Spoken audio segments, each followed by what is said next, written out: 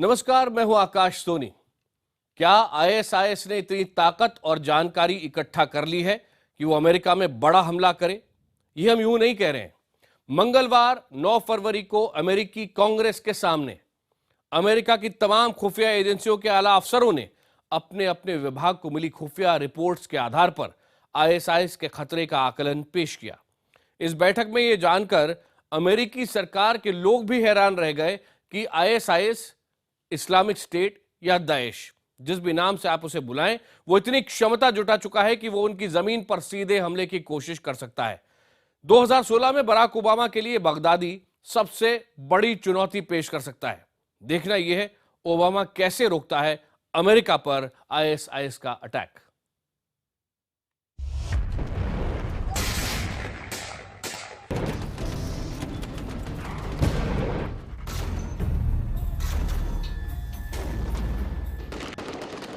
للدول التي تشارك في الحملة الصليبية والله لك يوما بإذن الله كيوم فرنسا، فوالله إن كنا قد دكينا فرنسا في عقر دارها في باريس।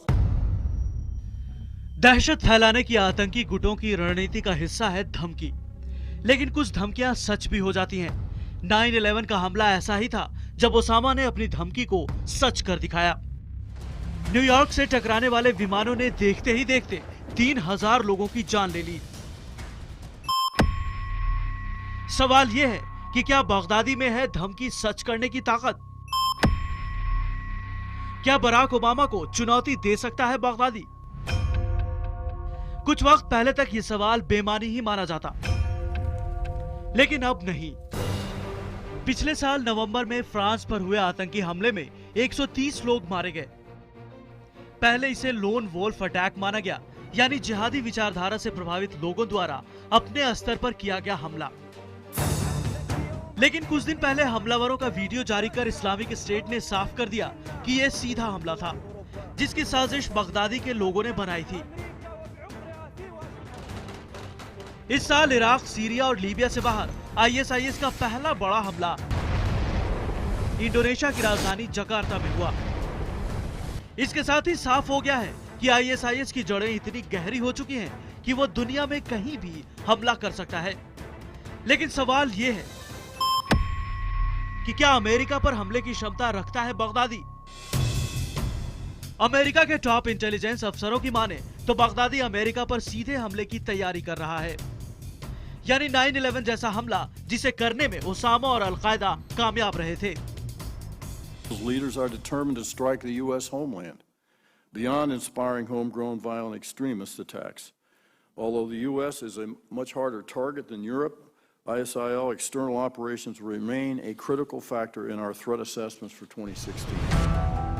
ये बयान है अमेरिका के director of national intelligence James Clapper का, जबकि एक साल पहले अमेरिकी अधिकारी मानने को तैयार नहीं थे कि इस्लामिक स्टेट उन पर हमला कर सकता है। We have no credible information to indicate that the Islamic State of Iraq and the Levant, or ISIL, is planning to attack the homeland. As I said, we don't see a near-term threat directly from them. No evidence yet of that. हालांकि Islamic state कई बार 9/11 से भी भयंकर हमला करने की धमकी दे चुका है। लेकिन सवाल ये है कि एक साल में क्या बदल गया जो अमेरिकी खुफिया अधिकारी मानते हैं कि 2016 में अमेरिकी जमीन पर बगदादी का हमला तय है। आज हम आपको यही बताएंगे कि आखिर क्या है बगदादी का सीक्रेट प्लान। अमेरिका दुनिया का सबसे ताकतवर मुल्क है और जानकार ये भी कहते हैं कि अमेरिका की सेना जितनी ताकतवर है, उसके आसपास आज दुनिया के किसी देश की सेना नहीं। दुनिया का नक्शा देखें तो संघर्ष वाले इलाके यानी पश्चिम एशिया और यूरोप और अमेरिका के बीच समुद्र की बड़ी दीवार भी है। लिहाजा अमेरिका की जमीन पर सीधा हमला करना आसान नहीं है। ऐसे में आखिर एक साल में बगदादी ने कौन सी साजिश रच डाली है, कैसी ताकत इकट्ठा कर ली है कि अमेरिका के खुफिया एजेंसियों को आईएसआईएस से खतरा डर गया है? आइए देखते हैं।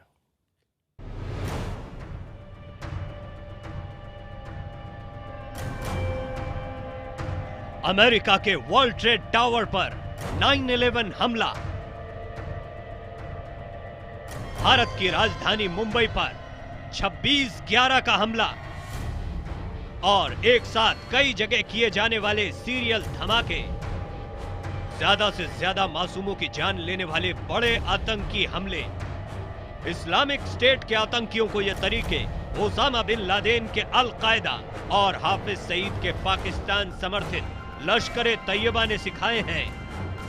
फ्रांस से लेकर इंडोनेशिया तक मुंबई अंदाज वाले हमले कर इस्लामिक स्टेट बता चुका है कि वो ऐसे हमलों की नकल करने में अब महारत हासिल कर चुका है। हाल ही में सोमालिया में बीच आसमान में विमान उड़ाने की कोशिश हुई। पिछले साल 31 अक्टूबर को रूसी विमान मिस्र में गिर गया था।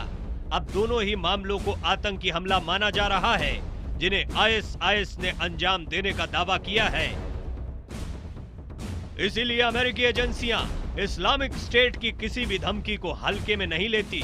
मंगलवार 9 फरवरी को अमेरिकी सरकार के सामने खतरे का आकलन पेश करते हुए अमेरिकी डिफेंस इंटेलिजेंस एजेंसी के निदेशक लेफ्टिनेंट जनरल विंसेंट स्टेवार्ट ने कहा कि इस्लामिक स्टेट संभवतः यूरोप पर और हमले करेगा। यही नहीं, 2016 में वो अमेरिका पर सीधे हमले की कोशिश भी करेगा। अमेरिका के आला खुफिया अफसरों ने यह संभावना पुख्ता खुफिया सूचना के आधार पर जाहिर की है। इसी बैठक में नेशनल इंटेलिजेंस के डायरेक्टर जेम्स क्लापेर ने यह भी बताया कि उन्हें क्यों लगता है कि इस्लामिक स्टेट ऐसे हमले करने में कामयाब हो सकता है। These 38,200 foreign fighters, including at least 6,900 from Western countries, have traveled to Syria from at least 120 countries since the beginning of the conflict in 2012. अमेरिकी सरकार की इस हाई प्रोफाइल बैठक में जेम्स क्लापेर ने अमेरिकी सरकार को बताया, अमेरिका और पश्चिमी मुल्कों को करीब 6900 लड़ाकों से असली खतरा है। असली जैसे फर्जी पासपोर्ट बनाने में आईएसआईएस ने खास महारत हासिल की है। इनके जरिए शरणार्थी की शक्ल में जिहादी वापस अपने पुराने मुल्क लौट सकते हैं। आईएसआईएस इन्हें अमेरिका और दूसरे देशों पर हमले के लिए इस्तेमाल कर सकता है। बगदादी ने ठीक यही तरीका फ्रांस पर हमला करने के लिए अपनाया था। We saw in the November Paris attacks, returning foreign fighters with first-hand battlefield experience pose a dangerous operational threat. ISIL has demonstrated sophisticated attack tactics and tradecraft. ISIL, including its 8 established and several more emerging branches. हालांकि America अपनी जमीन पर पैदा होने वाले ऐसे हर खतरे पर गहरी नजर रखे हुए है। साल 2015 में अमेरिका में आईएसआईएस से जुड़े या उसकी जिहादी सोच से प्रभावित 60 लोग गिरफ्तार किए जा चुके हैं। इनमें नए साल के मौके पर अमेरिका के रोचेस्टर के रेस्तरां में प्रेशर कुकर बम से हमला करने की योजना बनाने वाला न्यूयॉर्क का एमेनुअल भी शामिल है। अमेरिका की खुफिया एजेंसियों का जो आकलन है उसमें एक चेतावनी यूरोप के लिए भी है। पश्चिम एशिया के नजदीक है यूरोप, और दूसरी बात यह है कि आईएसआईएस ने लीबिया में अब पैर पसार लिए हैं, जिसे यूरोप का दरवाजा कहा जाता है। للدول التي تشارك في الحملة الصليبية والله لك يوما بإذن الله كيوم فرنسا، فوالله إن كنا قد دكينا فرنسا في عقر دارها في باريس। आईएसआईएस की धमकी पर अमेरिका अलर्ट। अमेरिकी अधिकारियों का मानना है कि साल 2016 में इस्लामिक स्टेट उसकी जमीन पर सीधे हमले की कोशिश जरूर करेगा। वजह यह भी है क्योंकि साल 2015 में अमेरिका पर हो चुका है आईएसआईएस का अटैक। यह हमला 2 दिसंबर 2015 को अमेरिका के सैन बर्नार्डिनो में हुआ था। हालांकि सीधा हमला ना होकर लोन वोल्फ अटैक था दिसंबर में हुआ हमला। हमले में आईएसआईएस के जिहादी सोच से हमदर्दी रखने वाले पाकिस्तानी मूल के सैयद रिजवान फारूक और उसकी पत्नी तशफीन ने 14 लोगों को मार दिया था।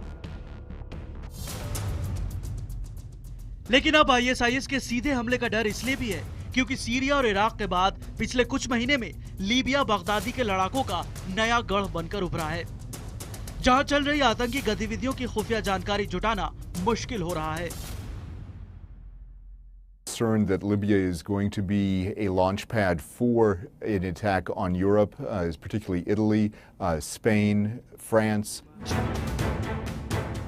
जी हाँ, दूरी की वजह से अगर ISIS अमेरिका तक न पहुंच पाया तो यूरोप और ब्रिटेन आसान निशाना बन सकते हैं। हाल ही में इस्लामिक स्टेट ने अपनी अरबी अखबार अल नाबा यानी द न्यूज में ब्रिटेन को चेतावनी देते हुए लिखा है, ISIS के खिलाफ जंग की ब्रिटेन को सबसे बड़ी कीमत चुकानी होगी। ब्रिटेन को पेरिस से भी बड़े हमले के लिए तैयार रहना चाहिए।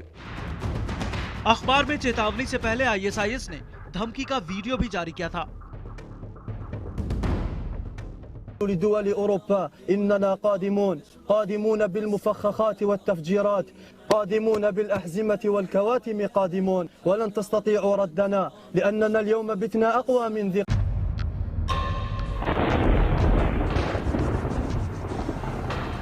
लेकिन अमेरिका की तरह ब्रिटेन ने भी बगदादी के इस खतरे से निपटने के लिए कमर कस ली है। You need an approach that covers the full spectrum: military power, counter-terrorism expertise, and defeating the poisonous narrative that is the root cause of this evil. British संसद में कैमरन ने कहा था कि इस्लामिक स्टेट के खतरे को खत्म करने का सही उपाय यही है कि सीरिया इराक में बगदादी की जिहादी ब्रिगेड को ही खत्म कर दिया जाए। 2016 इसी का इम्तिहान होगा कि कौन अपने इरादों में ज्यादा कामयाब होगा। Bureau report, IBN 7।